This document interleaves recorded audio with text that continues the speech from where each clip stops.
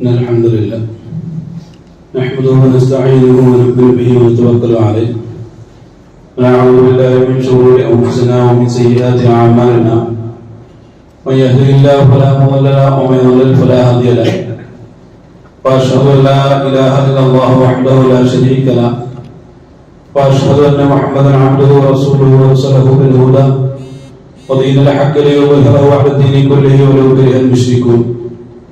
اللهم صل على محمد وعلى آل محمد كما صليت على إبراهيم وعلى آل إبراهيم إنك حميد مجيد وبارك على محمد وعلى آل محمد كما باركت على إبراهيم وعلى آل إبراهيم إنك حميد مجيد. أما بعد فإن خير الحديث كتاب الله فأحسن الهدي هدي محمد صلى الله عليه وسلم وشر الأمور محدثاتها وكل محدثة بدعة وكل بدعة ضلالة وكل ضلالة في النار. يا أيها الذين آمنوا اتقوا الله حق تقاته ولا تموتن إلا وأنتم مسلمون. أعوذ بالله من الشيطان الرجيم. بسم الله الرحمن الرحيم. يا أيها الذين آمنوا ادخلوا في السلم كافة ولا تتبعوا خطوات الشيطان إنه لكم عدو مبين. وإن زللتم من بعد ما جاءتكم البينات فاعلموا أن الله عزيز حكيم. പ്രിയമുള്ള സഹോദരങ്ങളെ സഹോദരിമാർ, അല്ലാഹുവിന്റെ കൽപ്പന നിർദ്ദേശങ്ങളെ ജീവിതത്തിൽ മുഴുവനും പാലിക്കണമെന്നും തഖ്വയോട് ജീവിതത്തെ ചിട്ടപ്പെടുത്തണമെന്നും ആദ്യമായി ഉണർത്തുകയാണ്. അല്ലാഹുവിന്റെ കൽപ്പന നിർദ്ദേശങ്ങളെ സഹോദരങ്ങൾ കണക്കിലെടുക്കുകയും അവകളെ പ്രായോഗികവൽക്കരിക്കുകയും അവസാന നിമിഷത്തിൽ അല്ലാഹുവിന്റെ പൊരുത്തത്തോടുകൂടി അവന്റെ ഫളലായി ഈമാനോടുകൂടി കലിമത്ത് ഷഹാദ ഉച്ചരിച്ചുകൊണ്ട് അല്ലാഹുവിന്റെ റഹ്മത്തിലേക്ക് യാത്ര ചെയ്യാനുള്ള വലിയ സൗഭാഗ്യം നൽകി അല്ലാഹു നമ്മെ ഏവരെയും അനുഗ്രഹിക്കുമാറാകട്ടെ. രണ്ടാമത്തെ സൂറത്തായ സൂറത്തുൽ ബഖറയിലെ 208 ആയത്തിലൂടെ അല്ലാഹു സുബ്ഹാനഹു വ തആല മുഅ്മിനീങ്ങളെ സംബോധന ചെയ്തുകൊണ്ട് ഉണർത്തുന്ന വളരെ പ്രധാനപ്പെട്ട ഒരു കാര്യം, യാ അയ്യുഹല്ലദീന ആമനു, മുഅ്മിനീങ്ങളെ, ഉദ്ഖുലു, നിങ്ങൾ പ്രവേശിക്കണം, ഫിസ്സിൽമി, സിൽമിൽ പ്രവേശിക്കണം, കാഫ, പൂർണ്ണമായി. ولا تتبعوا خطوات الشيطان, നിങ്ങൾ പിശാചിന്റെ കാലടിപ്പാടുകളെ പിന്തുടരാൻ പാടില്ല. ഇന്നഹു ലക്കും അദുവ്വുൻ മുബീൻ, നിങ്ങൾക്ക് ആ പിശാച് വ്യക്തമായ ശത്രു തന്നെയാണ്. പലപ്പോഴും നാം കേട്ടിട്ടുള്ള ഒരു ആയത്താണ്. ഇത്തരം നിർദ്ദേശങ്ങളുടെ വിഷയത്തിലും വലിയ പഞ്ഞമൊന്നും അനുഭവിക്കുന്ന ആളുകളല്ല നമ്മൾ. എന്നാൽ അല്ലാഹു ആ ഒരു ആയത്തിൽ പ്രയോഗിച്ചിട്ടുള്ള ആ ഒരു ശൈലി, അതിന്റെ നിർദ്ദേശങ്ങൾ, അതിനെക്കുറിച്ച് ആഴത്തിൽ പഠിക്കുമ്പോഴാണ് ഈ ഒരു ആയത്തിന്റെ കാലികമായ പ്രസക്തിയെ കുറിച്ച് കൂടുതലായി നമുക്ക് മനസ്സിലാക്കാൻ കഴിയും. അല്ലാഹു മുഅ്മിനീങ്ങളെ മാത്രം സംബോധന ചെയ്ത് പറയുന്ന കാര്യമാണ്.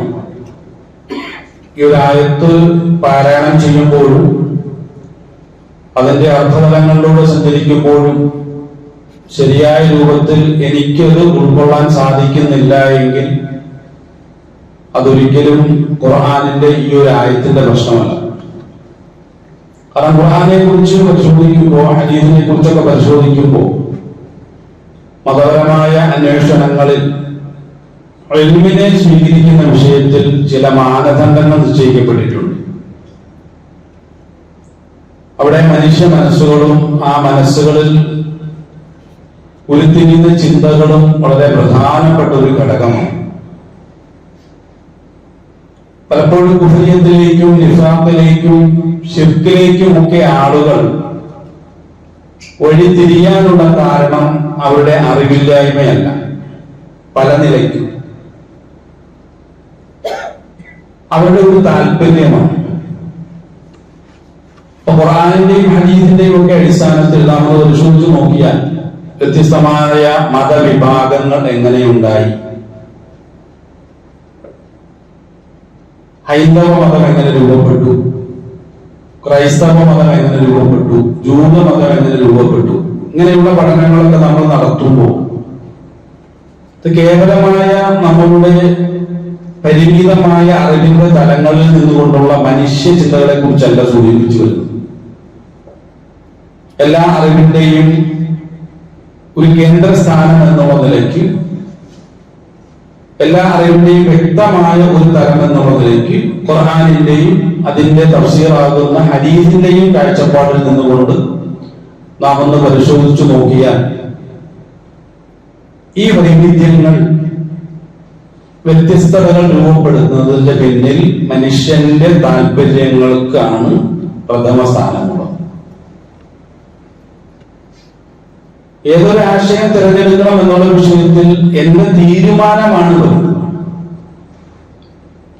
അവിടെ അള്ളാഹുവിനെ കുറ്റം പറഞ്ഞിട്ട് കാര്യമില്ല, റസൂലുള്ളാഹി സ്വല്ലല്ലാഹു അലൈഹി വസല്ലമയെ കുറ്റം പറഞ്ഞിട്ട് കാര്യമില്ല, കടന്നു വന്നിട്ടുള്ള ഒരു പ്രവാചകനെയും കുറ്റം പറഞ്ഞിട്ട് കാര്യമില്ല. ഏതെങ്കിലും ഒരു ആശയം, ഒരു സംസ്കാരം, ഒരു മതം സ്വീകരിക്കണമെങ്കിൽ അതിനടിസ്ഥാനപരമായ സംഗതി എന്റെ താല്പര്യമാണ്. ഉദാഹരണം പറഞ്ഞാൽ, മദീനയിൽ ഉണ്ടായിരുന്ന 3 ജൂത ഗോത്രങ്ങളെ കുറിച്ച് ചരിത്രപരമായി നമുക്ക് പഠിക്കാൻ സാധിക്കും. ഒന്ന് ബനു ഖൈനുഖ ആണ്, ഒന്ന് ബനു ഖുറൈദയാണ്, മറ്റൊന്ന് ബനു നദീറാണ്. അഖബ ഉടമ്പടിയുടെ സമയത്ത് ഖസറജ് ഗോത്രത്തിലുള്ള, ഈ പറഞ്ഞ ഗോത്രമൊന്നുമല്ല, അതൊന്നും അല്ലാത്ത, ജൂതരല്ലാത്ത മറ്റു 2 ഗോത്രങ്ങൾ കൂടി മദീനയിൽ ഉണ്ടായിരുന്നു. ഒന്ന് ഔസാണ്, മറ്റൊന്ന് ഖസറജാണ്. ചരിത്രപരമായി നാം ധാരാളം കേട്ടിട്ടുള്ളതാണ്. ഖസറജ് ഔസ് ഗോത്രങ്ങൾ തമ്മിൽ നിരന്തരം സംഘടനത്തിലായിരുന്നു. അതുപോലെ തന്നെ ഔസും ഖസറജും കൂടിയിട്ട് ജൂത ഗോത്രങ്ങളുമായി ഇടയ്ക്കിടെ മൽപിടുത്തം നടത്താറുണ്ട്, സംഘടനകൾ നടക്കാറുണ്ട്. ആ സമയത്തൊക്കെ അവർ ഇവരോട് പറയുന്ന ഒരു സംസാരമുണ്ട്: നിയുക്ത പ്രവാചകൻ ഒന്ന് വന്നോട്ടെ, അല്ലെങ്കിൽ വാഗ്ദത്ത പ്രവാചകൻ ഒന്ന് വന്നോട്ടെ. അതോടുകൂടി ഇതെല്ലാം അവസാനിക്കും, സമ്പൂർണമായും ഞങ്ങളുടെ കൈകളിലേക്ക് ഭരണം വരും, ശക്തി വരും, ശേഷി വരും, ദൈവികമായ സഹായങ്ങൾ വരും. ഇതൊക്കെ വരുമ്പോ നിങ്ങളെ നിഷ്പ്രഭമാക്കാൻ ഞങ്ങളെ കൊണ്ട് സാധിക്കും. അതായത് പലപ്പോഴായി ഈ ബനു നദീർ ഗോത്രം അല്ലെങ്കിൽ ബനു ഖൈനുഖ, ബനു ഖുറൈദ അടങ്ങുന്ന ഈ ജൂത ഗോത്രങ്ങൾ പലപ്പോഴായി പറഞ്ഞുകൊണ്ടിരിക്കുന്ന ഒരു സംസാരമാണ്. ഇത് ധാരാളം കേട്ടിട്ടുള്ളവരാണ് ഔസ് ഖസറജ് ഗോത്രം. പകരമായ റസൂലുള്ളാഹി സ്വല്ലല്ലാഹു അലൈഹി വസല്ലമയിലൂടെ ദീനിന്റെ മാധുര്യം മദീനയിൽ ഒരു വിഭാഗം ആളുകൾ അറിയുന്നത് ഖസറജ് ഗോത്രത്തിലൂടെയാണ്. അന്ന് അവരിൽ പെടുന്ന 6 ആളുകൾ ഹജ്ജിന് പോവുകയും അങ്ങനെ അഖബയുടെ അടുക്കലുള്ള ചെറിയൊരു ടെന്റിൽ അവർ താമസമാക്കുകയും ചെയ്തു. റസൂലുള്ളാഹി സ്വല്ലല്ലാഹു അലൈഹി വസല്ലം ഓരോ ടെന്റിലൂടെയും ദീനിന്റെ സന്ദേശം ഇങ്ങനെ അറിയിച്ചുകൊണ്ട് കടന്നുപോയി. മക്കയുടെ സാഹചര്യങ്ങളെ കുറിച്ചൊക്കെ പറഞ്ഞു കൊടുക്കുന്നുണ്ട്. അതുകൊണ്ട് നിങ്ങൾക്ക് എന്തെങ്കിലും ചെയ്യാൻ സാധിക്കുമോ, നിങ്ങളുടെ നാടുകളിൽ ഈ ഒരു ദീനിന്റെ ദഅവത്തിനുള്ള സാധ്യതകളുണ്ടോ, അതിനുവേണ്ടി നിലകൊള്ളാൻ നിങ്ങളെ കൊണ്ട് സാധിക്കുമോ, ഇതൊക്കെയാണ് ചർച്ചാ വിഷയം.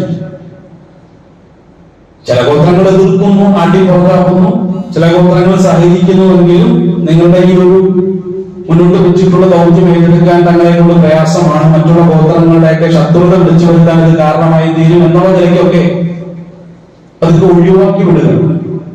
അവസാനമാണ് 6 പേരടങ്ങുന്ന ചെറിയൊരു കൂടാരം റസൂലുള്ളാഹി സ്വല്ലല്ലാഹു അലൈഹി വസല്ലം ശ്രദ്ധയിൽപ്പെടുന്നതും. അങ്ങനെ അവിടേക്ക് കടന്നു ചെല്ലുമ്പോൾ നിങ്ങൾ എവിടെ നിന്നാണ് പരിചയപ്പെടുത്തുന്നു? മദീനയിൽ നിന്നാണ്. മദീനയിൽ നിന്നുള്ള ഏത് വിഭാഗമാണ്? കാരണം ഇതിന്റെ ഒരു വശത്തെ കുറിച്ചൊക്കെ നന്നായിട്ട് മനസ്സിലാക്കിയിട്ടുള്ള മഹാനാണ് കൂടെയുള്ളത് അബൂബക്കർ സിദ്ദീഖ് റളിയല്ലാഹു അൻഹു. വംശശാസ്ത്രത്തെ കുറിച്ചൊക്കെ കൃത്യമായ ധാരണയുള്ള ഒരു മഹാൻ വ്യക്തിത്വമാണ് ആദരവായ അബൂബക്കർ സിദ്ദീഖ് റളിയല്ലാഹു അൻഹു. ഒരു ഗോത്രത്തെ കുറിച്ച് കേട്ടാൽ ആ മാത്രമേ തന്നെ ഗോത്രവുമായി ബന്ധപ്പെട്ട മുഴുവൻ കാര്യങ്ങളെ കുറിച്ചും വിശദീകരിക്കാൻ മാത്രം വലിയ ജ്ഞാനമുള്ള ഒരു വ്യക്തിയാണ്. ഇപ്പോ അബൂബക്കർ സിദ്ദീഖ് റളിയല്ലാഹു അൻഹു ഇടപെടുന്നു. അങ്ങനെ ഒരു മാനസികമായ ഒരു ബന്ധം വളരെ മനഃശാസ്ത്രപരമായിട്ടായിരുന്നു റസൂലുള്ളാഹി സ്വല്ലല്ലാഹു അലൈഹി വസല്ലം ആ ഒരു ചർച്ചയ്ക്കുള്ള പ്ലാൻ തയ്യാറാക്കി. അതിന്റെ കൂടെ അലി റളിയല്ലാഹു അൻഹു ഉണ്ട്. എല്ലാവരും ചോദിച്ചു, ഞങ്ങളെ ഖസർജുകാരാണ്. അപ്പൊ ചോദിച്ചു, ഈ ബനു നദീർ അതുപോലെ തന്നെ ഇങ്ങനെയുള്ള ജൂതഗോത്രങ്ങളുടെ അടുക്കൽ താമസിക്കുന്ന മദീനയിലുള്ള യസ്രിബിലുള്ള ഖസർജുകാരാണോ? അതേ എന്ന് പറഞ്ഞു. അപ്പൊ ഇവരോട് കാര്യങ്ങൾ സംസാരിക്കുമ്പോൾ ഈ ഖസറജുകാർ അവിടെ ഇരുന്നു കൊണ്ട് പരസ്പരം ചർച്ച നടത്തുന്നു. ഇദ്ദേഹമാണോ ഈ വാഗ്ദത്ത പ്രവാചകൻ? ആണെങ്കിൽ ഈ ജൂതഗോത്രങ്ങൾ ഇദ്ദേഹത്തെ സ്വീകരിക്കുന്നതിന് മുന്നേ അദ്ദേഹത്തെ സ്വീകരിച്ചു എന്നുള്ള ഒരു അംഗീകാരം നമുക്ക് നേടിയെടുക്കുക. അദ്ദേഹം പറയുന്നതൊക്കെ വളരെ നല്ല കാര്യങ്ങളാണ്, നമ്മെ സംബന്ധിച്ചിടത്തോളം 100% ഉൾക്കൊള്ളാൻ പറ്റുന്ന കാര്യമാണ്. അപ്പൊ ഈ ജൂതഗോത്രങ്ങൾക്ക് മുന്നേ ഈ ഒരു പ്രവാചകനെ സ്വീകരിച്ചു എന്നുള്ള ആ ഒരു അംഗീകാരം നമുക്ക് നേടിയെടുക്കാൻ സാധിക്കും. ഇതൊരു മാനസികാവസ്ഥയാണ്, ഒരു മനസ്സിന്റെ ഒരു അവസ്ഥയാണ്, ഒരു താല്പര്യമാണ്. നേരത്തെ സൂചിപ്പിച്ചത് മനുഷ്യന്റെ താല്പര്യങ്ങളാണ് ഓരോന്നും സ്വീകരിക്കാനും തള്ളാനും മനുഷ്യനെ പ്രേരിപ്പിച്ചുകൊണ്ടിരിക്കുന്നത്. അപ്പൊ നമ്മൾ തന്നെ പല ആളുകളും പല കാര്യങ്ങളും എന്ന് പറയും. അപ്പൊ നല്ലതാണോ മോശമാണോ, അല്ലെങ്കിൽ അത് ചീത്തയാണോ, നമുക്ക് പറ്റിയതാണോ അതോ അല്ലേ എന്നൊക്കെ നമ്മൾ തീരുമാനമെടുക്കുന്നത് നമ്മളുടെ താല്പര്യങ്ങളുടെ അടിസ്ഥാനത്തിലാണ്. ചില ആളുകൾ ചിലതിനെ തള്ളുന്നു, ചിലതിനെ കൊള്ളുന്നു. ഇങ്ങനെയൊക്കെ സംഭവിക്കാനുള്ള കാരണം ഈ താല്പര്യമാണ് നമ്മെ ഭരിച്ചുകൊണ്ടിരിക്കുന്നത്. ഇപ്പൊ എന്തായിരുന്നാലും ചരിത്രത്തിലേക്ക് കടക്കുന്നില്ല. അങ്ങനെ ഖസറജുകാർ എന്ത് ചെയ്യുന്നു? നാട്ടിലേക്ക് പോകുന്നു, അവിടെ ദീനിനെ കുറിച്ച് പരിചയപ്പെടുത്തുന്നു. അടുത്ത പ്രാവശ്യം വരുന്നത് 15 പേരടങ്ങുന്ന ഒരു സംഘം, 12 പേരടങ്ങുന്ന ഒരു സംഭവമായിട്ടാണ്. അപ്പൊ അതിൽ ഔസ് ഗോത്രമുണ്ട്. ഇങ്ങനെ ചുരുക്കത്തിൽ മദീനയിൽ ദീനിനെ കുറിച്ച് ഖസറജ് ഔസ് ഗോത്രങ്ങളിലൂടെയാണ് അതുവരെ പ്രതീക്ഷയോടുകൂടി വാഗ്ദത്ത പ്രവാചകനെ പ്രതീക്ഷിച്ചിരുന്ന ആ ഒരു ജൂത ഗോത്രങ്ങൾ കേൾക്കുന്നത്. ആരെ കുറിച്ച്? വാഗ്ദത്ത പ്രവാചകനെ കുറിച്ച്. അദ്ദേഹം എവിടെ നിന്നാണ്? അദ്ദേഹം അദിനാൻ കുടുംബത്തിൽ നിന്നാണ്. ഇബ്രാഹിം നബി അലൈഹി സ്വലാമിന് 2 പുത്രന്മാർ, ഒന്ന് ഇസ്ഹാഖ് നബി അലൈഹി സ്വലാം, മറ്റൊന്ന് ഇസ്മായിൽ നബി അലൈഹി സ്വലാം. ഇസ്ഹാഖ് നബി അലൈഹി സ്വലാമിലൂടെ യാക്കൂബ് നബി അലൈഹി സ്വലാമിന്റെ വലിയ പാരമ്പര്യത്തെയാണ് ബനൂ ഇസ്രായേൽ എന്ന് പറയുന്നത്. മറുഭാഗത്ത് ഇബ്രാഹിം നബി അലൈഹി സ്വലാം മറ്റൊരു പുത്രനായ ഇസ്മായിൽ നബി അലൈഹി സ്വലാം. ഇസ്മായിൽ നബി അലൈഹി സ്വലാമിന്റെ പ്രവാചകന്മാർ ആരും കടന്നു വരുന്നില്ല, മുഴുവൻ അറബികളാണ്. അറബികളിലൊന്നും പ്രവാചകന്മാരില്ല. അവര് അദിനാനികൾ എന്നാണ് അറിയപ്പെടുന്നത്. അതുപോലെ തന്നെ ബനൂ ഇസ്മായിൽ എന്നും അറിയപ്പെടുന്നു. എന്നാൽ ഈ ഒരു കേട് തീർത്തുകൊണ്ടാണ്, കാരണം ബനൂ ഇസ്രായേലിൽപ്പെട്ട മുഴുവൻ പ്രവാചകന്മാരാണ്. യാക്കൂബ് നബി അലൈഹി സ്വലാമിലൂടെ, യൂസുഫ് നബി അലൈഹി സ്വലാമിലൂടെ കടന്നു വരുന്ന മുഴുവൻ പ്രവാചകന്മാർ ചരിത്രം നമ്മൾ സൂക്ഷിച്ചു നോക്കുക, എല്ലാ പ്രവാചകന്മാരും. മറുഭാഗത്ത് ഒരു പ്രവാചകൻ പോലുമില്ല. അപ്പൊ ചരിത്രപരമായി നമ്മളിങ്ങനെ അത്ഭുതത്തോടുകൂടി നോക്കുന്ന ഒരു ഭാഗമാണ്. ഇതെന്താണ്? ഇസ്മായിൽ നബി അലൈഹി സ്വലാം മഹാനാണ്, അദ്ദേഹത്തിന്റെ പിൻതലമുറക്കാരിൽ ഒരു പ്രവാചകൻ പോലും കടന്നു വരുന്നുണ്ട് എന്നുള്ളതാണ് നമ്മൾ അത്ഭുതപ്പെടുന്ന ചരിത്രത്തിന്റെ ഒരു ഭാഗമാണ്. എന്നാൽ എല്ലാ കേടും തീർത്തുകൊണ്ടാണ് അഷ്റഫുൽ ഖൽഖ് ശഫീഉന റസൂലുള്ളാഹി സ്വല്ലല്ലാഹു അലൈഹി വസല്ലം ആ ഒരു അദിനാനികളിലൂടെ തന്നെ, അല്ലെങ്കിൽ ബനൂ ഇസ്മായിലിലൂടെ കടന്നു വരുന്നത്. ഈ ഒരൊറ്റ കാരണം കൊണ്ട് മാത്രമാണ് ബനൂ നദീറും ബനൂ ഖൈനുഖാഉം ബനൂ ഖുറൈളയും ഞങ്ങൾക്ക് ഈ പ്രവാചകനെ വേണ്ട എന്നുള്ള കടുത്ത തീരുമാനം എടുക്കുന്നത്. എന്താ കാരണം എന്ന് വെച്ചാൽ ബനൂ ഇസ്രായേലിൽപ്പെട്ട ആളല്ലല്ലോ. എന്നാൽ ബനൂ ഇസ്രായേലിൽപ്പെട്ട മുഴുവൻ പ്രവാചകന്മാരെയും പൂർണ്ണ മനസ്സോടുകൂടി സ്വീകരിക്കുന്ന ഒരു പാരമ്പര്യമായിരുന്നു നിങ്ങളുടേതെന്ന് ഖുർആൻ പല ആവർത്തി അവരോട് തന്നെ ചോദിക്കുന്നത്. അല്ല, ആരാണ് യഹ്യാ നബി അലൈഹി സ്വലാമയെ അതുപോലെ നടത്തിയത്? ബനൂ ഇസ്രായേലിൽപ്പെട്ട ആളുകളാണ്. അവരുടെ പിന്തുണയോടുകൂടിയാണ്. ഈസാ നബി അലൈഹി സ്വലാമയെ ക്രൂശിലേറ്റി എന്ന് പറയപ്പെടുന്നതിന്റെ പിന്നിൽ ആരാണ്? അത് ജൂതന്മാരാണ്. ഇങ്ങനെ പ്രവാചകന്മാരുടെ ചരിത്രങ്ങൾ പരിശോധിച്ച് നോക്കിയാൽ തന്നെ ഒരു നിലയ്ക്കും ദഅവത്തിനുള്ള ഒരു സാധ്യതകളും അവർക്കില്ലാത്ത വിധം അവരുടെ ജീവിതത്തെ അങ്ങേയറ്റം പ്രയാസകരമാക്കി തീർന്നത് ഈ ബനൂ ഇസ്രായേലിൽപ്പെട്ട ആളുകൾ തന്നെയാണ്. അല്ലാഹു ഇടയ്ക്കിടെ ഖുർആനോട് ചോദിക്കുന്നുണ്ട്. ആ ചോദ്യത്തിന്റെ താല്പര്യം ഇതാണ്. നിങ്ങളുടെ പറഞ്ഞു കേട്ടാവില്ലായിരിക്കും, ബനൂ ഇസ്രായേലിനോട് ഞാൻ ഈ മുഹമ്മദ് നബി അലൈഹി സ്വലാമെ അയച്ചിരുന്നുവെങ്കിൽ ഉടനെ നിങ്ങൾ രണ്ട് കൈ നീട്ടി സ്വീകരിച്ച് അദ്ദേഹത്തെ മാറോട് അടയ്ക്കുമായിരുന്നു എന്നാണ് നിങ്ങളുടെ സംസാരം കേട്ടാ തോന്നുക. എന്നാൽ നിങ്ങളുടെ പൂർവ്വ ചരിത്രം ഒന്ന് പരിശോധിച്ചു നോക്ക്. അവിടെയാണ് അല്ലാഹു സുബ്ഹാനഹു വ തആല ബനൂ ഇസ്രായേലിന്റെ ചരിത്രം വളരെ വ്യക്തമായ രൂപത്തിൽ അവതരിപ്പിക്കുന്നത്. അവിടെ നമ്മുടെ നാടൻ ഭാഷയിൽ പറഞ്ഞാൽ ജൂതന്മാർ തലയെ കൊണ്ടുവിട്ട് നടക്കേണ്ടി വരുന്ന അത്ര വ്യക്തമായിട്ടാണ് ഈ ചരിത്രം അവതരിപ്പിക്കുന്നത്. കാരണം ചരിത്രങ്ങളെ നശിപ്പിക്കുക എന്ന് പറഞ്ഞാൽ ചില കള്ളത്തരങ്ങളും ചില നല്ലതല്ലാത്ത കാര്യങ്ങളും നടപ്പിലാക്കുന്നതിന് വേണ്ടി ചില ശത്രുക്കൾ അല്ലെങ്കിൽ കുഴപ്പക്കാരായ ആളുകൾ ഭൂമിയിൽ നടപ്പിലാക്കുന്ന വളരെ പ്രധാനപ്പെട്ട ഒരു സംഗതിയാണ് ചരിത്രത്തെ ഇല്ലാതാക്കുക എന്നുള്ളതാണ്.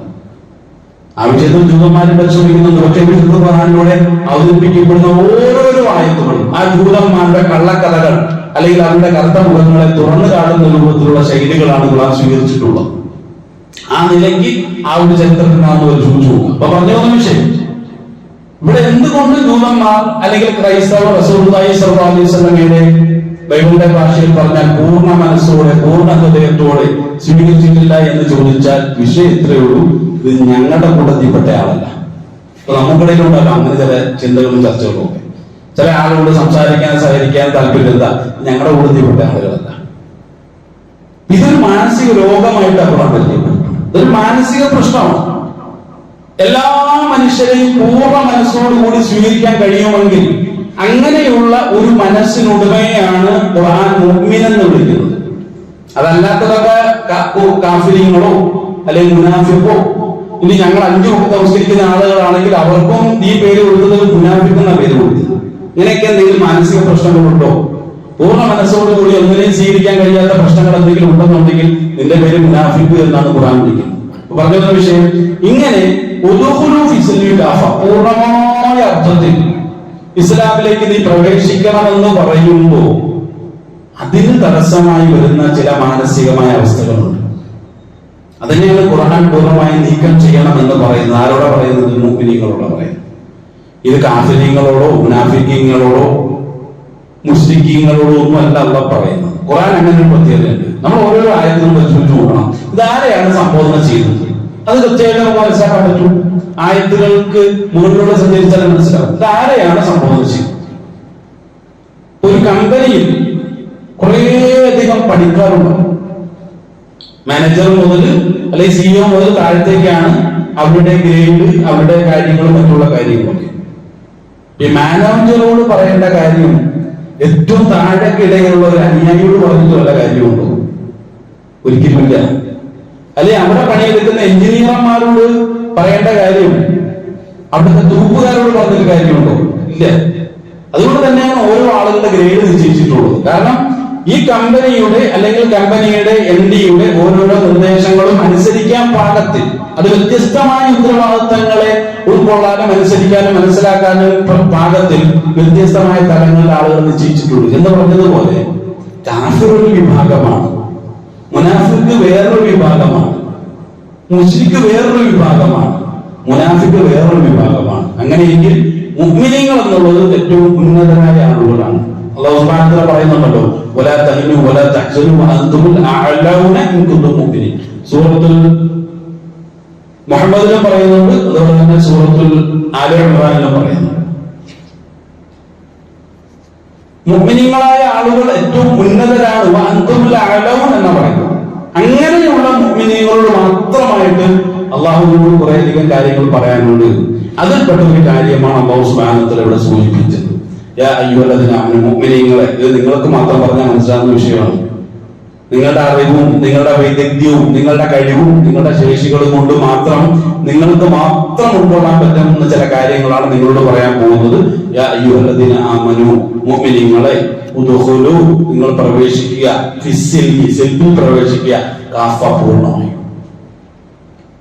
അപ്പൊ ഈ ഒരു ആയത്ത് കേൾക്കുമ്പോ ഇൻഷാ അല്ലാഹ് എന്ന് പറയാൻ നമ്മുടെ മനസ്സുകൾക്ക് സാധിക്കുന്നുവെങ്കിൽ നമുക്ക് അല്ലാഹുവിനെ സ്തുതിക്കാം.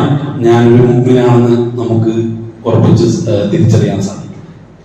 എന്താ ഈ പറഞ്ഞുകൊണ്ടിരിക്കുന്നത് മനസ്സിലാക്കുക. പൂർണ്ണമായിട്ടൊക്കെ എങ്ങനെയാണ് സിൽമിൽ പ്രവേശിക്കുക എന്ന് നമ്മുടെ മനസ്സിനോട് ചോദിക്കുന്നുണ്ടെങ്കിൽ ഇനിയും ഈമാനിലേക്ക് കുറേയധികം നാം എടുക്കേണ്ടതുണ്ട്. അല്ലാഹു സുബ്ഹാനഹു വ തആല കാര്യങ്ങൾ മനസ്സിലാക്കാനുള്ള ശരിയായ ബോധ്യം നൽകി നമ്മളെല്ലാവരും അനുഗ്രഹിക്കുമാറാകട്ടെ.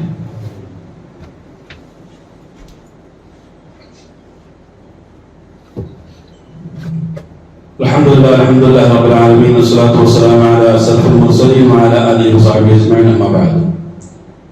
അല്ലാഹുവിന്റെ കൽപ്പനകളെ ശിരസാവഹിച്ചുകൊണ്ട് ജീവിതത്തെ മുന്നോട്ട് നയിക്കണമെന്നും തഖ്വയിൽ കൊണ്ട് ജീവിതത്തെ ചിട്ടപ്പെടുത്തണമെന്നും രണ്ടാമത് കൂടി ഉണർത്തുകയാണ്. അല്ലാഹു സുബ്ഹാനഹു വ തആല നമ്മോട് നിർദ്ദേശിച്ചിട്ടുള്ളത് മുഅ്മിനീങ്ങളെല്ലാവരും സിൽമിൽ പ്രവേശിക്കണമെന്നാണ്. അത് പൂർണ്ണമായ അർത്ഥത്തിൽ എന്താണ് പ്രിയമുള്ളവരെ സിൽമ് എന്ന് പറഞ്ഞാൽ? സിൽമ് എന്ന് പറഞ്ഞാൽ ഇസ്ലാം എന്ന് വേണമെങ്കിൽ നമുക്ക് അർത്ഥം കൊടുക്കാം. സിൽമിൽ നിന്നാണ് ഇസ്ലാം എന്നുള്ള പദപ്രയോഗം രൂപപ്പെട്ടിട്ടുള്ളത്. അതിന്റെ അർത്ഥം സമ്പൂർണമായ അനുസരണം എന്നാണ്. സമ്പൂർണമായ അനുസരണം, അപൂർണമായ അനുസരണമല്ല, സമ്പൂർണമായ അനുസരണം. അപ്പൊ ഞാൻ ഇന്ന് രാവിലെ എഴുന്നേറ്റു, ഇതുവരെയുള്ള എന്റെ ജീവിതം മുന്നോട്ട് കൊണ്ടുപോയി. ഇതുപോലെ തന്നെയാണ് കഴിഞ്ഞ ദിവസങ്ങളും അതിന് മുന്നേയുള്ള ദിവസങ്ങളും റമദാനടക്കമുള്ള ദിവസങ്ങൾ ഞാൻ എന്റെ ജീവിതത്തെ മുന്നോട്ട് കൊണ്ടുപോയത്. അപ്പൊ എന്റെ ഓരോരോ സന്ദർഭങ്ങളിലും ഞാൻ ഓരോരോ കാര്യങ്ങൾ ചെയ്യും. ചില ആളുകളെ കാണുമ്പോൾ ചിരിച്ചു കാണിക്കും, ചില ആളുകളെ കാണുമ്പോൾ എനിക്ക് ദേഷ്യം വരും. ഞാൻ ഇങ്ങനെ വീട്ടിലേക്ക് കടന്നു ചെല്ലുമ്പോൾ ചിലപ്പോൾ എനിക്ക് സന്തോഷം തോന്നും, ചിലപ്പോൾ ഞാൻ സലാം പറയും, ചിലപ്പോൾ ബിസ്മില്ലാഹി ചൊല്ലിക്കൊണ്ട് ഞാൻ കയറും, അല്ലെങ്കിൽ ചിലപ്പോൾ ചൂടായിക്കൊണ്ട് ദേഷ്യപ്പെട്ടുകൊണ്ട് ഞാൻ കയറും. ചില സമയത്ത് ഞാൻ എല്ലാവരോടും നല്ല സന്തോഷത്തോടെ പെരുമാറും, ചില സമയത്ത് ഞാൻ ആരോടും നല്ല രൂപത്തിൽ പെരുമാറില്ല. ഇങ്ങനെ വ്യത്യസ്തമായ ഒരുപാട് പ്രവർത്തനങ്ങൾ എന്റെ ജീവിതത്തിൽ അടിക്കടി സംഭവിച്ചുകൊണ്ടേയിരിക്കുകയാണ്. ഒരൊറ്റ ചോദ്യം, ഉത്തരം. ഇതാണ് നമ്മൾ കൊടുക്കേണ്ടത്. ഇതാണ് ചോദ്യം. നീ ആർക്ക് വേണ്ടിയിട്ടാണ് ജീവിക്കുന്നത്? നീ ആർക്ക് വേണ്ടിയിട്ടാണ് ജീവിക്കുന്നത്? അവിടെ ഒരു മനുഷ്യൻ പറയാണ്, ഞാൻ കുറെ ആളുകൾക്ക് വേണ്ടിയിട്ടാണ് ജീവിക്കുന്നത്. എന്റെ ഭാര്യയ്ക്ക് വേണ്ടി, എന്റെ മക്കൾക്ക് വേണ്ടി, എന്റെ കൂട്ടുകാർക്ക് വേണ്ടി, അങ്ങനെ എന്റെ സമൂഹത്തിലുള്ള പല പല ആളുകളുടെയും പല പല മേഖലകളുടെയും പേര് പറഞ്ഞിട്ട് ഇവർക്കൊക്കെ വേണ്ടിയിട്ടാണ് ഞാൻ ജീവിക്കുന്നത് എന്ന് പറഞ്ഞാൽ ഞാൻ ഒരിക്കലും മുസ്ലിം അല്ല എന്നർത്ഥം. ഞാൻ മുസ്ലിം അല്ല. അതാണ് ഖുർആന്റെ കാഴ്ചപ്പാട്. എനിക്കത് ഇഷ്ടപ്പെട്ടില്ലെങ്കിലും ഖുർആന്റേതായ ഒരു കാഴ്ചപ്പാടുണ്ടാവുമല്ലോ. അതേ സമയത്ത് നീ ആർക്ക് വേണ്ടിയിട്ടാണ് ജീവിക്കുന്നത് എന്നുള്ള ചോദ്യത്തിന് ഞാൻ എന്റെ അള്ളാഹ്ക്ക് വേണ്ടി മാത്രമാണ് ജീവിക്കുന്നത് എന്നാണ് എന്റെ ഉത്തരമെങ്കിൽ ഞാൻ മുസ്ലിമാണ്. അതാണ് മുസ്ലിമും കാഫിറും തമ്മിലുള്ള വ്യത്യാസം. എനിക്ക് എന്റെ ഭാര്യയ്ക്ക് വേണ്ടി ജീവിക്കാൻ കഴിയില്ല, എനിക്ക് എന്റെ മക്കൾക്ക് വേണ്ടി ജീവിക്കാൻ കഴിയില്ല, എനിക്ക് എന്റെ മാതാപിതാക്കൾക്ക് വേണ്ടി ജീവിക്കാൻ കഴിയില്ല. കാരണം അങ്ങനെ ജീവിക്കാൻ തുടങ്ങിക്കഴിഞ്ഞാൽ പലപ്പോഴും ഞാൻ പലരുടെയും പക്ഷം പിടിച്ചുകൊണ്ട് സംസാരിക്കേണ്ടി വരും, പല അനീതികളെയും നീതീകരിക്കേണ്ടി വരും. തെറ്റ് ചെയ്തത് എന്റെ മക്കളാണ്. എന്റെ മക്കളാകുമ്പോൾ പിന്നെ ആ മക്കളെ നന്നായി അവതരിപ്പിക്കുക എന്നുള്ളതല്ലേ എന്റെ ഉത്തരവാദിത്വം. അതാണ് പൊതുവിൽ സമൂഹത്തിന്റെ കാഴ്ചപ്പാടുന്നത്. ഇവിടെ തെറ്റ് ചെയ്തത് എന്റെ ഭാര്യയാണ്. ഇപ്പൊ ഭാര്യ തെറ്റ് ചെയ്യുമ്പോൾ പിന്നെ ആ ഭാര്യയെ മോശമായിട്ട് അവതരിപ്പിച്ചു കഴിഞ്ഞാൽ മോശമല്ലേ? ഇപ്പൊ ഭാര്യയെ നീതീകരിക്കും. ഇവിടെ തെറ്റ് ചെയ്ത എന്റെ മാതാപിതാക്കളാണ്. ആ മാതാപിതാക്കളല്ല, അവരോട് ഒരുപാട് കടമകളൊക്കെ ഉണ്ട്. അപ്പോ അവരെയൊക്കെ ഒന്ന് നന്നായി അവതരിപ്പിക്കുക. ഇങ്ങനെയുള്ള തെറ്റിനെ തെറ്റായി കാണാതെ അതിനെ എന്താണ് നമ്മള് പല നിലയ്ക്കുമുള്ള തെറ്റായ ചില നിറങ്ങൾ കൊടുത്തുകൊണ്ട് അതിനെ ന്യായീകരിക്കാൻ ശ്രമിക്കുമ്പോൾ ഉണ്ടാകുന്ന പ്രശ്നം. അല്ലാഹു സുബ്ഹാനഹു വ തആല ഒരു ഭാഗത്ത് പറഞ്ഞു, അവരുടെ മനുഷ്യൻ പറഞ്ഞു യാ അയ്യുഹല്ലദീന ആമനൂ. ഇവിടെ വിളിച്ച മുഅ്മിനീങ്ങളെയാണ്, കാരണം മറ്റുള്ളവരെ വിളിച്ചത് കാര്യമില്ല. കൂനൂ ഖവ്വാമീന ബിൽ ഖിസ്തി ശുഹദാ ലില്ലാഹ്. നിങ്ങൾ അല്ലാഹുവിനോടാണ് സാക്ഷ്യം നിൽക്കുന്നതെങ്കിൽ നീതിയിൽ അടിയുറച്ചു നിൽക്കുക. ഇനി ഞാൻ നീതിക്കെതിരായി കടന്നു വരുന്ന ആരൊക്കെയാണെന്ന് പറഞ്ഞു തരട്ടെ.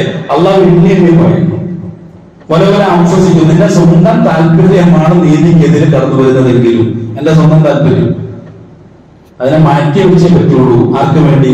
നീ ഷഹാദത്ത് കൊടുത്ത അള്ളാഹുവിന് വേണ്ടിയിട്ടാണെങ്കിൽ സ്വന്തം താല്പര്യമൊക്കെ എടുത്ത് മാറ്റി വെക്കും. സ്വന്തം താല്പര്യമൊക്കെ ഉണ്ടാവും, ഇതെല്ലാവർക്കും ഉണ്ടാകുന്ന കാര്യമല്ലേ, അതെടുത്ത് മാറ്റി വെക്കും. അവര് വാലിദൈനി, ഇനി മാതാപിതാക്കളാണ് കടന്നു വരുന്നെങ്കിൽ അവരെ എടുത്ത് മാറ്റി വെക്കേണ്ടി വരും. അല്ലാതെ മാതാപിതാക്കൾ എന്ന് പറഞ്ഞ് കൊടുത്തു പറയാൻ കഴിയില്ല. അവരുടെ ഭാഗത്താണ് തെറ്റെങ്കിൽ അത് തെറ്റാണ് എന്ന് പറയാനുള്ള ആർജവം നീ കാണിക്കണം. ആർക്ക് വേണ്ടി? അള്ളാഹ്ക്ക് വേണ്ടി. കാരണം അള്ളാഹുവിന് വേണ്ടിയിട്ടല്ലേ നീ ജീവിക്കുന്നത്. സമ്പൂർണമായും അള്ളാഹുവിന് വേണ്ടി നിന്റെ ജീവിതത്തെ സമർപ്പിച്ചവനല്ലേ. അങ്ങനെയെങ്കിൽ അള്ളാഹുവിന് വേണ്ടി നിലകൊള്ളാൻ നീ ആർജവം കാണിക്കണം. അത് തെറ്റാണെന്ന് തന്നെ പറയാനുള്ള ഒരു സന്മനസ് അല്ലെങ്കിൽ ഒരു നന്മ നിന്റെ ജീവിതത്തിൽ ഉണ്ടാക്കണം. ഇനി അഖറബീന, ബന്ധുക്കളാണ്, അതെല്ലാവരും പെടും. ഭാര്യ മുതൽ മക്കൾ മുതൽ അതുമായി ബന്ധപ്പെട്ട മുഴുവൻ ആളുകളും അതിലുണ്ടാവും. എന്റെ ബന്ധുക്കളാണ് തെറ്റ് ചെയ്യുന്നതെങ്കിൽ ആ ബന്ധുക്കൾ തെറ്റാണ് സുഹൃത്തെ നിങ്ങൾ ചെയ്തല്ലേ, എന്റെ ബന്ധു ചെയ്ത് നിങ്ങൾ തെറ്റാണ്, അല്ലെ മാമ അല്ലെങ്കിൽ കൊച്ചാപ്പ നിങ്ങൾ ചെയ്ത് തെറ്റാണ് എന്ന് പറയാനുള്ള ആർജവം കാണിച്ചിരിക്കണം എന്നർത്ഥം. അല്ലെ ഭാര്യ നീ ചെയ്ത് തെറ്റാണെന്ന് പറയാനുള്ള ആർജവം കാണിക്കണം. അത് നമ്മൾ എന്ത് ചെയ്യാൻ പാടില്ല, എല്ലാം കൂടി തടയി പിടിച്ച് അങ്ങനെ മറച്ചു പിടിക്കാൻ പാടില്ല എന്നർത്ഥം. ഈ രൂപത്തിൽ എല്ലാ രംഗത്തും ഒരൊറ്റ ചോദ്യം കൊടുക്കുന്നത്, നീ ആർക്കും വേണ്ടി, ഞാൻ എന്റെ അള്ളാഹ്ക്ക് വേണ്ടിയാണ് ജീവിക്കുന്നത്, വേറെ ആർക്കും വേണ്ടിയിട്ടല്ല ഞാൻ ജീവിക്കുന്നത്. പിന്നെ അള്ളാഹുവിന് വേണ്ടി ജീവിക്കുന്നതിന്റെ ഭാഗമായി ഞാൻ എല്ലാവരോടുമുള്ള കടമകൾ നിർവഹിക്കുന്നു എന്നർത്ഥം. ഇതാണ് ഇസ്ലാം മുന്നോട്ട് വയ്ക്കുന്ന ജീവിത പദ്ധതി. എന്നാൽ ഇത് പോരാ എന്നുള്ള ഒരു തീരുമാനം ലോകത്തേക്ക് കടന്നു വന്നു. ഇത് പോരാ, കുറച്ചുകൂടി വിശാലമായ ഒരു കാഴ്ചപ്പാടിലേക്ക് നമുക്ക് വരണം. അതിന്റെ തുടക്കം എവിടുന്നറിയോ? അതിന് തുടക്കം കുറിച്ചത് ഉദ്ദബയും ഷൈബയും ആസിഫ് ബിൻ വായിദ് എന്നടങ്ങുന്ന മക്കയിലെ മുശ്രിക്കീങ്ങളാണ്. ഇത് പോരാ, ഇത് ശരിയാകത്തില്ല, കുറച്ചുകൂടി നമ്മുടേതായ ഒരു സമവായത്തിലേക്ക് വരണം, കുറച്ചുകൂടി വിശാലമായ കാഴ്ചപ്പാടൊക്കെ വേണം, ഇത് കുടുസായ കാഴ്ചപ്പാടാണ് എന്ന് ആദ്യമായി തീരുമാനമെടുത്തത് മക്കയിലെ മുശ്രിക്കീങ്ങളാണ്. അതേപോലെ റസൂലുള്ളാഹി സ്വല്ലല്ലാഹു അലൈഹി വസല്ലം കാബ തവാഫ് ചെയ്തുകൊണ്ടിരിക്കുകയാണ്. ഈ പറഞ്ഞ ഉദ്ദബയും ഷൈബയും ആസിഫ് ബിൻ വായിദും എല്ലാം കൂടി റസൂലുള്ളാഹി സ്വല്ലല്ലാഹു അലൈഹി വസല്ലം വീട്ടിൽ പറഞ്ഞു, ദീനൊക്കെ കൊള്ളാം, പക്ഷെ ചെറിയൊരു ചർച്ച ആവശ്യമുണ്ട്. റസൂലുള്ളാഹി സ്വല്ലല്ലാഹു അലൈഹി വസല്ലം അവരോട് കൂടി ചേർന്നിരുന്നു. എന്താണ് നിങ്ങൾക്ക് പറയാനുള്ളത്? അപ്പൊ പറഞ്ഞതാണ്, നമുക്കിടയിൽ നിരന്തരം പ്രശ്നങ്ങളാണ്, കൊലച്ചുകളെന്ന നിലയ്ക്ക് നമുക്കിതൊരു മാനക്കേടാണ്. അതുകൊണ്ട് പൊന്നു മുഹമ്മദ്, നിങ്ങൾ ഞങ്ങളുമായിട്ടൊന്ന് സഹകരിക്കും. അതേപോലെ റസൂലുള്ളാഹി സ്വല്ലല്ലാഹു അലൈഹി വസല്ലം എങ്ങനെ സഹകരിക്കണം അതിന് ഉപാധി പറഞ്ഞു തരാം.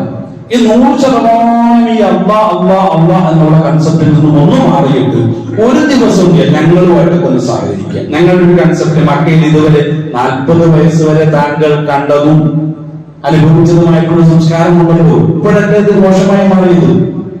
അതുകൊണ്ട് അതൊക്കെ ഒന്ന് മാറ്റണം, ഇതൊക്കെ ഒന്ന് ഉൾക്കൊള്ളാൻ തയ്യാറാകണം.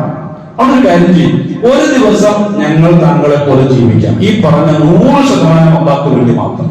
പക്ഷെ മറ്റൊരു ദിവസം എന്ന് പറയുമ്പോൾ ഞങ്ങൾ അതല്ലാത്ത ഒരു ജീവിതമായിരിക്കും, അതിനോടുകൂടി താങ്കൾ സഹകരിക്കേണ്ടതുണ്ട്. എന്താണെന്ന് പറയാനുള്ളത്? ഐക്യത്തെ കുറിച്ചാണ് ചർച്ച. റസൂലുള്ളാഹി സ്വല്ലല്ലാഹു അലൈഹി വസല്ലം നിശബ്ദനായി പോയി എന്നാണ് ചരിത്രം വ്യക്തമാക്കുന്നത്. പക്ഷേ അല്ലാഹു സുബ്ഹാനഹു വ തആല റിസാലത്തിന്റെ വഴിയിലൂടെ റസൂലുള്ളാഹി സ്വല്ലല്ലാഹു അലൈഹി വസല്ലമയെ കൊണ്ട് സംസാരിപ്പിച്ചു. പ്രവാചകരെ പറയുന്നു. ഇവിടെ ആരെയാ സംബോധന ചെയ്യേണ്ടത്? മുഅ്മിനീങ്ങളെയോ? അല്ല, ഇവിടെ സംബോധന ചെയ്യേണ്ട പ്രത്യേക വിഭാഗത്തിൽ തന്നെ അല്ലാഹു സുബ്ഹാനഹു വ തആല അവതരിപ്പിച്ചു. പ്രവാചകൻ നിശബ്ദനാകല്ലേ, ഞാൻ താങ്കളെ കൊണ്ട് സംസാരിപ്പിക്കാം. ഇവിടെ സംബോധന കാഫിരീങ്ങളാണ്, താങ്കളുടെ മുന്നിൽ നിൽക്കുന്ന കാഫിറാണ്. അതിനെ കാഫിറായിട്ട് ആദ്യം തിരിച്ചത് എന്ന് തുടങ്ങുന്ന ആയത്തിൽ നാം ഒന്ന് പരിശോധിച്ച് നോക്കുക. തെറ്റിപ്പരത്തി പറയാനുള്ള സമയത്ത് ചുരുക്കത്തിൽ ലക്കും ദീനുക്കും വലിയ ദീൻ, എനിക്ക് എന്റെ മതം, നിങ്ങൾക്ക് നിങ്ങളുടെ മതം. ഇവിടെ സമവായമില്ല. വർഷങ്ങൾക്ക് മുമ്പ് ക്രൈസ്തവർ വലിയൊരു പ്രതിസന്ധിയിലാവപ്പെട്ടു. കാരണം ശാസ്ത്രജ്ഞന്മാരെയൊക്കെ കൊന്നൊടുക്കേണ്ട ഗതികേട് സഭയ്ക്കുണ്ടാകും. കാരണം സഭ പറഞ്ഞ പല കാര്യങ്ങളെയും ശാസ്ത്രം പുരോഗതി പ്രാപിച്ചപ്പോ ശാസ്ത്രജ്ഞന്മാർ എതിർത്തു തുടങ്ങി. അപ്പൊ സഭയ്ക്കെതിരായിട്ട് സംഭവിക്കാൻ പാടുണ്ടോ? യൂറോപ്യൻ രാജ്യങ്ങളിൽ പോപ്പുമാർ കൽപ്പിക്കുന്നു, ശാസ്ത്രജ്ഞന്മാരെ പിടിക്കുന്നു, എണ്ണയിലിട്ട് പൊരിക്കുന്നു. ചരിത്രമാണ് ഈ പറഞ്ഞു വരുന്നത്. സഭയ്ക്കെതിരായി ഒരാളെ ശബ്ദിക്കാൻ പാടില്ല. വീണ്ടും ശബ്ദിച്ചു, അവരെ കൊണ്ടുവരുന്നു, തീക്കത്തിടുന്നു, ചുട്ടുകൊല്ലുന്നു.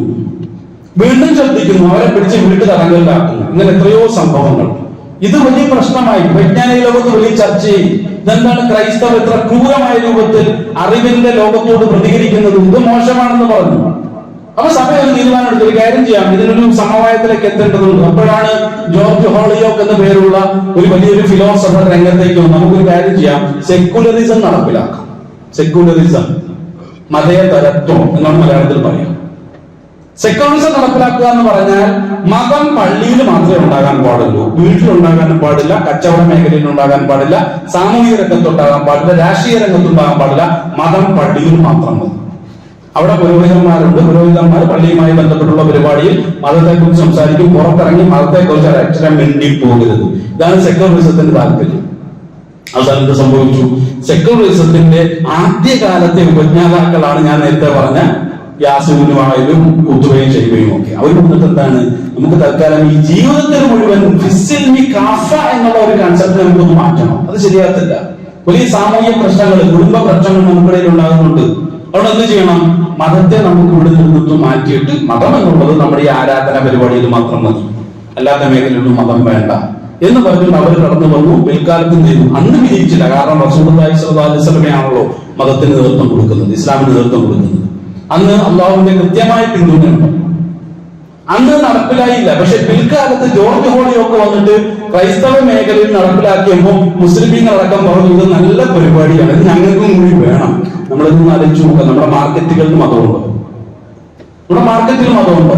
അവിടെ ചതി നടക്കുന്നില്ലേ? വഞ്ചന നടക്കുന്നില്ലേ? ഒരു പഴയ ഒരു വാഹനം ഒരു 5 വഖത്ത് നമസ്കരിക്കുന്ന ഒരാളോട് പോയി വാങ്ങിക്കുമ്പോഴും നമുക്കുള്ളിൽ ഒരു ആശങ്കയില്ലേ? ഇയാൾ നമ്മളെ പറ്റിക്കോ? അല്ലെ? ആശങ്കയില്ലാത്ത ആരുമില്ലല്ലോ. അപ്പോ എന്താണ് മനസ്സിലായി നമുക്ക്? ഒരു ഷോപ്പിൽ പോയിട്ട് സത്യസന്ധമായ ഒരു കാര്യങ്ങൾ ഇയാൾ എന്നെ പറ്റിക്കില്ല ചതിക്കില്ല എന്ന് ഉറപ്പിച്ചിട്ട് ഒരു ഷോപ്പിൽ പോയിട്ട് ഒരു സാധനം വാങ്ങിക്കാനുള്ളതായിരുന്നു നമുക്കുണ്ടോ? ഇല്ല. പറ്റിക്കപ്പെടും, വഞ്ചിക്കപ്പെടും, എന്നാലും വാങ്ങിച്ചേ നിവൃത്തിയുള്ളൂ.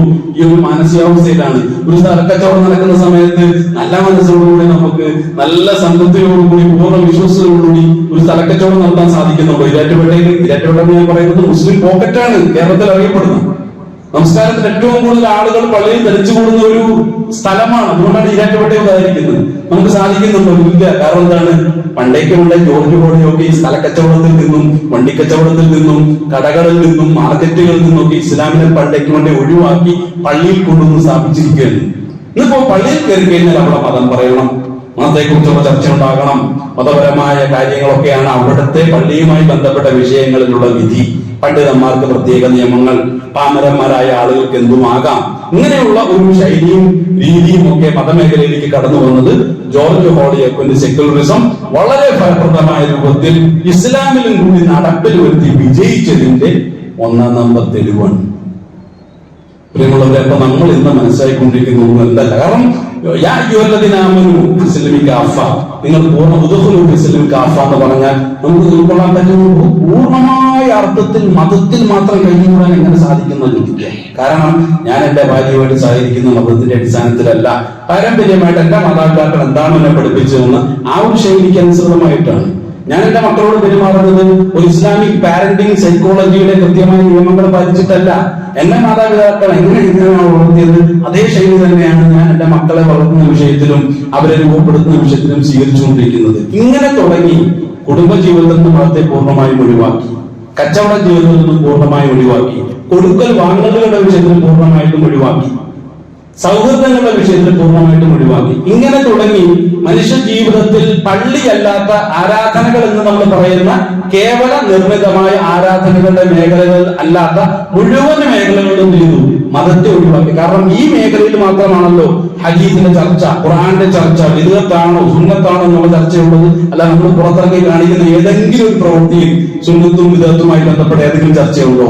നമസ്കാരത്തെ ചർച്ച നടത്തി നമ്മൾ ഒരുപാട് ചർച്ച നടത്തി, നോമ്പിന്റെ വിഷയത്തിൽ ഒരുപാട് ചർച്ച നടത്തി, ഹജ്ജിന്റെ വിഷയത്തിലും ഉംറയുടെ വിഷയത്തിലും നമ്മൾ എന്ത് ചെയ്തു? ഈ സുന്നത്തും വിദഅത്തും ചർച്ച നടത്തി. പക്ഷെ എന്റെ ജീവിതം ഞാൻ വീട്ടിൽ പോയി എന്റെ ഭാര്യയോട് സംസാരിക്കുന്നത് എന്തെങ്കിലും വിദഅത്തുണ്ടോ എന്ന് കേരളത്തിലെ മുസ്ലിങ്ങൾ ചർച്ച ചെയ്തില്ല. കാരണം എന്താണ്? ദീനിനെ ശരിയായ രീതിയിൽ മനസ്സിലാക്കാൻ കഴിഞ്ഞിട്ടില്ല എന്നുള്ളതാണ്. എന്ന് വെച്ചാൽ സെക്യുലറിസം അത്രമാത്രം എന്റെ തലയെ ഭരിച്ചുകൊണ്ടിരിക്കുന്നു എന്നർത്ഥം. അതുകൊണ്ട് പ്രിയമുള്ളവരെ, അള്ളാഹുവിന്റെ ഈ ഒരു നിർദ്ദേശം പൂർണ്ണമായും അള്ളാഹുവിന്റെ കൽപ്പനയ്ക്ക് പൂർണ്ണമായും വശംവദനാകുന്ന രൂപത്തിൽ നീ എന്ത് ചെയ്യണം? നീ ഇസ്ലാമിലേക്ക് പ്രവേശിക്കണം. ഇല്ല എങ്കിലും ആ ശൈത്താന്റെ കാലടിപ്പാടുകളെ തന്നെയാണ് നീ പിൻപറ്റുന്നത്. അങ്ങനെ പിൻപറ്റാൻ പാടില്ല. അവൻ നിങ്ങൾക്ക് പ്രത്യക്ഷനായ ശത്രു തന്നെയാണ് എന്നുള്ള ബോധ്യപ്പെടുത്തുകയാണ്. ഇസ്ലാമിന്റെ പല സംസ്കാരങ്ങളെ കുറിച്ച് നമ്മൾ പരിശോധിച്ച് നോക്കുമ്പോൾ അതെന്തോ ഒരു വേറിട്ട ഒരു ചർച്ചയായിട്ട് പലപ്പോഴും നമുക്ക് തോന്നിപ്പോകാനുള്ള പ്രധാനപ്പെട്ട കാരണം നമ്മുടെ മതത്തെ പള്ളിയിലേക്ക് മാത്രം നമ്മൾ ചുരുട്ടിക്കൂട്ടി എന്നുള്ള ഒറ്റ കാരണം കൊണ്ട് തന്നെയാണ്. അതുകൊണ്ട് ഈ ഒരു വിഷയത്തെ കുറിച്ച് വിശാലമായ രൂപത്തിൽ നമ്മൾ പഠിക്കുക, മനസ്സിലാക്കുക, അതിനെക്കുറിച്ച് കൂടുതലായി ഉൾക്കൊള്ളാനുള്ള നല്ല ശേഷിയും നല്ല ബോധവും ചിന്തയും നൽകി അല്ലാഹു സുബ്ഹാനഹു വ തആല നമ്മെ എവിടെയും അനുഗ്രഹിക്കുമാറാകട്ടെ. നമ്മൾ ഇന്ന് വന്നു പോയിട്ടുള്ള അവരും ശബ്ദമായ മുഴുവൻ പാവങ്ങളെ അള്ളാഹുവിന്റെ മഹത്തായ അനുഗ്രഹം കൊണ്ട് വിട്ടുകൊടുത്ത് മാപ്പാക്കത്തിൽ മാറാകട്ടെ. ലോകത്ത് കഷ്ടപ്പാടുകൾ ദുരിതങ്ങൾ അനുഭവിക്കുന്ന എല്ലാ മുസ്ലിമീങ്ങളെയും എല്ലാവിധ പ്രയാസങ്ങളിൽ നിന്നും അല്ലാഹു സുബ്ഹാനഹു വ തആല കരകയറ്റി അനുഗ്രഹിക്കുമാറാകട്ടെ. മുസ്ലിമായി പോയതിന്റെ പേരിൽ ജയിലുകളിൽ കഴിയുന്ന മുഴുവൻ സഹോദരങ്ങൾക്കും അള്ളാഹു ജയിൽ മോചനവും സമാധാനവും കൊടുത്ത് അനുഗ്രഹിക്കുമാറാകട്ടെ. അതിന്റെ പേരിൽ പ്രയാസത്തിൽ കഴിഞ്ഞുകൂടുന്ന നമ്മുടെ സഹോദരിമാർ, കുടുംബക്കാരെല്ലാം അല്ലാഹു സുബ്ഹാനഹു വ തആല സബറും സമാധാനം കൊണ്ട് അനുഗ്രഹിക്കുമാറാകട്ടെ. മുസ്ലിമായി പോയതിന്റെ പേരിൽ ലോകത്ത് പ്രയാസങ്ങൾ അനുഭവിക്കുന്ന വിശിഷ്യ ഫലസ്തീൻ മുസ്ലിമീങ്ങൾക്ക് അല്ലാഹു സുബ്ഹാനഹു വ തആല സമാധാനം സമാശ്വാസം കൊണ്ട് അനുഗ്രഹിക്കുമാറാകട്ടെ. അവരിൽ നിന്ന് മരണപ്പെട്ടു പോയിട്ടുള്ള മുഴുവൻ ആളുകൾക്കും അല്ലാഹു സുബ്ഹാനഹു വ തആല ഉന്നതമായ ഷഹീദിന്റെ പ്രതിഫലം കൊണ്ട് അനുഗ്രഹിക്കുമാറാകട്ടെ. ലോക മുസ്ലിമീങ്ങൾക്ക് അല്ലാഹു തിരിച്ചറിവ് കൊണ്ട് അനുഗ്രഹിക്കുമാറാകട്ടെ. ഖുർആന്റെ ഹദീസിന്റെ വഴിയിലൂടെ ആ നഷ്ടപ്പെട്ട ഇസ്സത്തിനെ തിരിച്ചു പിടിക്കാനുള്ള തൗഫീഖും താഖത്തും കൊണ്ട് മുസ്ലിം ലോകത്തെ അല്ലാഹു സുബ്ഹാനഹു വ തആല അനുഗ്രഹിക്കുമാറാകട്ടെ. നമ്മളിൽ നിന്ന് മരണപ്പെട്ടു പോയിട്ടുള്ള മുഴുവൻ ആളുകളുടെയും ഖബറുകളെ അല്ലാഹു വിശാലമാക്കുകയും മഗ്ഫിറത്തും റഹ്മത്തും കൊണ്ട് അവരെയൊക്കെ അനുഗ്രഹിക്കുകയും ചെയ്യുമാറാകട്ടെ. പെട്ടെന്നുള്ള മരണങ്ങളിൽ നിന്നും മാരകമായ രോഗങ്ങളിൽ നിന്നും എല്ലാ ബലാ മുസീബത്തുകളിൽ നിന്നും അല്ലാഹു നമ്മളെ നമ്മുടെ നാട്ടിലുള്ള കുടുംബത്തിലുള്ള മുഴുവൻ ആളുകളെ കാത്തു രക്ഷിച്ച് അനുഗ്രഹിക്കുമാറാകട്ടെ. اللهم اغفر للمؤمنين والمؤمنات والمسلمين والمسلمات الأحياء منهم والأموات. ربنا آتنا في الدنيا حسنة وفي الآخرة حسنة وقنا عذاب النار. آمين برحمتك يا أرحم الراحمين والحمد لله رب العالمين.